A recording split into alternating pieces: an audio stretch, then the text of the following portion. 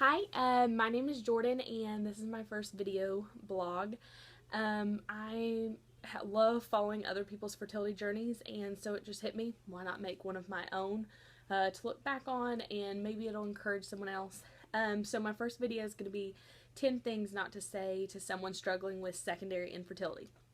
Okay, so the first one is a lot of people say, well, you have one kid, so you can obviously get pregnant. That is true. We did have one kid, but now we're struggling to have a second one, and it doesn't always just work that easily. So, number two is people say, well, a year's not that long to try. And it's not, but a lot of times when you're trying for a second child, you're thinking about how close you want them to be with your first child, and as the distance gets farther, it's frustrating. And then also, once you hit a year mark, that's when you usually go to a fertility doctor. So it can be kind of an emotional thing to start having invasive tests, spending lots of money, and realizing that you may actually have to have some medical intervention. That's kind of just like a rough period. So a lot of people say, well, at least you have one, and that's true. We are so thankful that we have one. But we've always wanted more than one, and we want her to have someone to play with. And she's getting to an age, where she'll ask for a sister. She's always like, "Mom, I want a sister," and it's sad. And she wants someone to play with, and we want someone that for her. And so even though yes, we're very thankful we can have one, and we have our prayers going out to people that haven't had their first one. We can't imagine that. We still are sad because we want more than one, and that's okay. The other thing is just relax and, watch pot never boils. I think most of these come from love, and a lot of these I've had said to me tons, so if you're thinking this is directed at you, trust me, I get it all the time. But sometimes you just can't relax. Since we already have one daughter, we're constantly having to find a sitter for her so that I can get testing done, and there's tons of appointments, and I don't really like taking her because I just want to be mindful of people that haven't had one child's feelings. I don't want to have a kid playing in a fertility clinic, and it just makes someone sadder on an already sad day. And so I just try and be mindful, and so trying to set her up with somewhere that she can go, all that's difficult. And I have to have surgery. I have to be on. We're thinking I have to be on medicine to get pregnant. There's a lot of financial stuff. They don't just bill you later. You have to pay up front, and all that stuff. A lot of times people can't just relax and just have a baby. Sometimes you need to actively try to do your part to have a baby, and that's what we're having to do.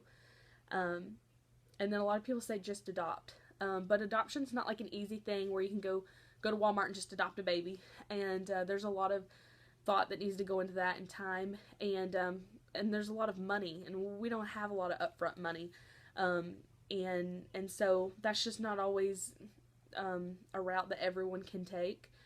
And also, I don't think there's anything wrong with people just wanting to be pregnant. It's a really beautiful thing, and I really appreciate it when I had my daughter Blakely, and man, it was just amazing, and I want to do that again, and I don't feel that there's anything wrong with wanting to experience that again, because it was such an amazing thing. It was such a blessing, and I just loved it, and I want to do it again, and I think that's okay. And I think adoption or fostering may be something we do in the future, but right now our hearts couldn't handle if we fell in love with a child and they got to go back to their birth family. We just couldn't handle it. So, and we don't have 40 grand laying around. So right now we don't know that adoption is where we want to be. Selling something. Oh my gosh, if you know someone struggling with infertility, don't offer them to sell them a product that you have. If milkshakes and whatnot worked for infertility, we wouldn't have infertility doctors, and we wouldn't have, people getting IVF and spending all this money on getting stuff done. Yeah, no, just don't do it. Don't do it. People lose friends that do that. Don't do that. And it's just not nice when someone's hurting about something to offer them, your services of something you sell. Just don't do it ever. Okay, so number 7 is telling me how hard 2 is. I can always be there for someone that's having a rough day. and you can vent to me about having a few kids or 2 kids or whatever. But don't vent to me and just say you're just so lucky you have one. 2 is so much harder. There's never a good time to do that. I wouldn't call someone that was struggling to have one child and call them and be like, I know you really want to have one baby, but just don't. It's just so hard. Kids are hard. Just enjoy it. I mean, that's so hurtful. You wouldn't do it to someone that just has one. Don't do it to someone that wants to have 2. Just don't. If you know someone's struggling to get pregnant, then don't, you can call, I don't care if people call me to vent. Just don't tell me personally. You can have a bad day without addressing my situation and how I should be glad I just have one. Because I would love to have 2. I would love to have 2 little messy things running around here. Okay, so the number 8 is, here we go. Anytime I have a rough day, I don't like people saying, oh, well, wait till you have 2, or what are you going to do when you have 2? I'm going to adjust like everyone else does, and I'm going to love the heck out of this crazy little monster that's making me crazy. And that's okay. You can have rough days when you have 1, and you can have rough days when you have 2. I don't understand the thing when parents, once they finally get, more than 1 kid, it's like they forget that you had bad days when you had 1, and you can have bad days and have 1 kid. Or to me, that's the same thing. Oops. That's the same thing as, one of my friends that don't have kids being like, oh, I'm working 60 hours at my job and my house is a mess. I'm so overwhelmed with life. And me saying, well, just wait till you have kids.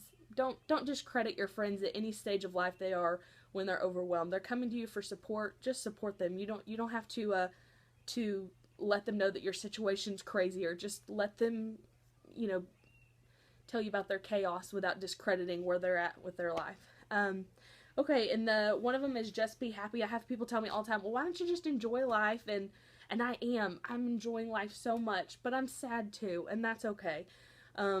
We're spending money that we don't have, and we're going to doctor's appointments, and it's just, the romance is taken out of sex when you're trying to have a baby, and you're, a lot of people are taking shots, and I'm on medicine that makes me, like, bat crap crazy, and, I don't like being on it, but I want to have another baby, and I want to give that to Blakely, and so that's where we are right now, and I can be really happy and thankful for what I have, without being sad and kind of yearning for what, is in the future.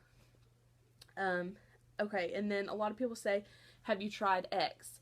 If I was at a spot where I could do, certain little things like cutting out gluten, or I'm trying to think, I don't know, I've been told so many different things, but like doing these little things, then I would be doing that, and I wouldn't be paying tons of money to a team of doctors to try and help us have another child. And I think so many of these things come with love. So if you know me personally and you're watching this and you've said something, know that I have said silly things like that too to people before I knew that they were silly. Maybe not in this exact situation, but I know that I've said things before when I'm trying to be comforting and I just get awkward and I'm like, oh, well, I don't know, I'll just say something.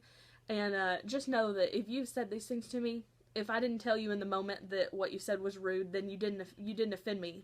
It just means that I was just like, oh, and I gave you the benefit of the doubt. Just like I hope people have given me the benefit of the doubt over the years when I've said things when they're going through a hard situation that I thought was helpful, and it really was just not at all. But anyways, I just made this video because I thought it'd be fun. I thought maybe it would be educational for some people, and I thought maybe people that are dealing with secondary infertility might watch my video and think, oh, yes, I hate when someone says that, or, I'm dealing with the same thing. So, I'll probably make more videos because I love watching other people's. It just kind of, infertility can kind of be a lonely thing. So when I watch videos, I was watching one the other day about a girl getting a test, that was the same test I had, and it's really invasive and it was painful, and she was just talking about it, and I was just crying. I was laughing so hard because she was telling it right, which is not always when you Google, certain tests or infertility online, the textbook thing is not the same thing for everyone, so it was just comforting seeing that she went through what I went through and experienced it similarly. Anyway, so follow my blog, and thanks for watching.